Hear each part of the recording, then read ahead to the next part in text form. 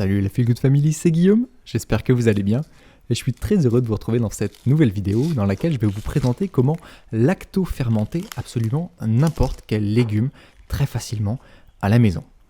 Donc vous allez voir que là je vais vous présenter absolument toutes les étapes, ça va très très vite et voilà, vous pouvez faire ça massivement, c'est-à-dire en faire sur plein de légumes à la fois, comme ça vous pouvez conserver vos légumes pendant tout l'hiver et les consommer jusqu'à même un an plus tard. Vous allez voir, je vous mets ça dans la vidéo.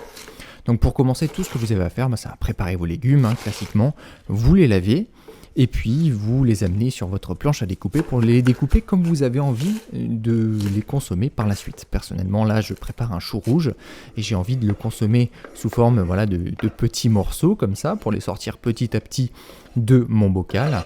Et donc, je le coupe en petits morceaux. Je mets tout dans un saladier et je vais préparer mes bocaux. Pour préparer les bocaux, c'est très simple, on les lave avec de l'eau, du vinaigre blanc, ça suffit amplement, on lave bien le joint aussi. Et voilà, pas besoin de faire de la stérilisation parce qu'en fait, la lactofermentation permet de tuer les bactéries. On va arriver dans un environnement qui va être très acide avec notamment le développement des bactéries lactiques. C'est pour ça que ça s'appelle une lactofermentation et ça va tuer les autres bactéries. Donc qu'est-ce qu'on fait ensuite ?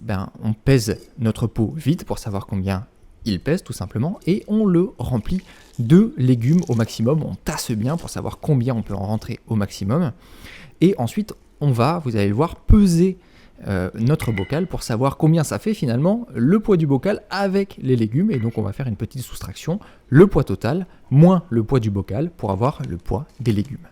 À partir de ce poids des légumes, on va mettre 3% de sel, on va prendre seulement 3% du poids des légumes, on le pèse et on va ajouter le sel aux légumes, qu'on va éventuellement le mettre dans un saladier. Là, j'ai fait une étape inutile, mais directement dans un saladier pour bien homogénéiser l'ensemble.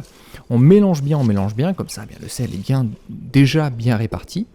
On remet tous les éléments souhaités dans le bocal, tous les légumes coupés. D'ailleurs, j'en profite pour vous dire que vous pouvez mélanger les légumes. J'aurais très bien pu mettre, du concombre avec mon chou.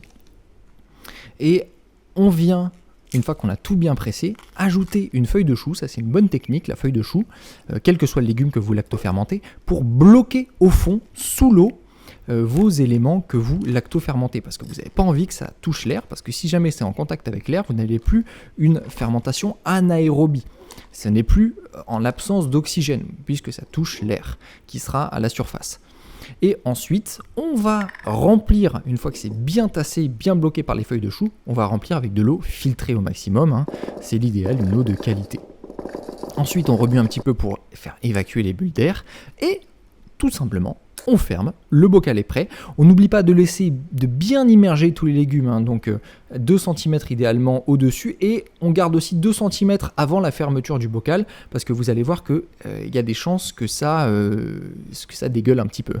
Donc il vaut mieux mettre une petite assiette en dessous aussi, pour récupérer si jamais ça dégueule. Là, je vous présente un petit caillou que j'ajoute aussi par-dessus les feuilles de chou pour bien plaquer les feuilles de chou. Donc voilà, cette pierre, elle est lavée, elle est propre.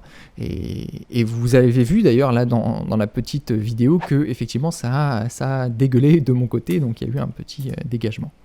Et donc à partir de 15 jours à 3 semaines plus tard, vous pouvez ouvrir votre pot pour le consommer. Et ça se garde jusqu'à 15 jours dans un endroit frais, à l'abri de la lumière. Voilà. Et évidemment, à l'ouverture, pour savoir si c'est consommable, on sent. Voilà, c'est l'odeur qui va déterminer si c'est consommable ou pas.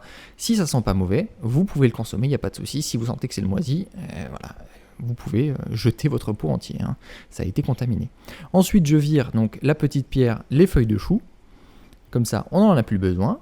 Et donc, c'est à consommer dans les 15 jours dès ouverture, à conserver au réfrigérateur ou au frais, en tout cas, si vous n'avez pas de réfrigérateur.